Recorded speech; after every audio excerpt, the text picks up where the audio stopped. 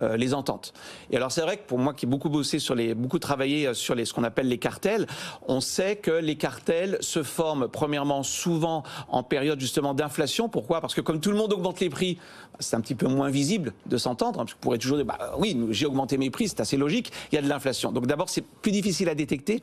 Et n'oublions pas que très souvent les cartels, contrairement à ce qu'on croit, ils ne se développent pas en aval, ils se développent très en amont, dans les matières premières. Or, on voit bien qu'on a eu aussi un problème d'inflation sur les produits, je dirais, non transformés. Alors, une fois qu'on a dit ça, comment est-ce qu'on fait? Alors, sans être trop long, détecter des pratiques anticoncurrentielles, c'est quand même très compliqué. Parce que ce sont par définition des pratiques secrètes. On connaît les instruments. En Europe, ce qui marche très bien, c'est ce qu'on appelle les politiques de clémence. Donc si vous êtes le premier participant à un cartel à dénoncer votre participation, on vous promet l'immunité totale de sanctions.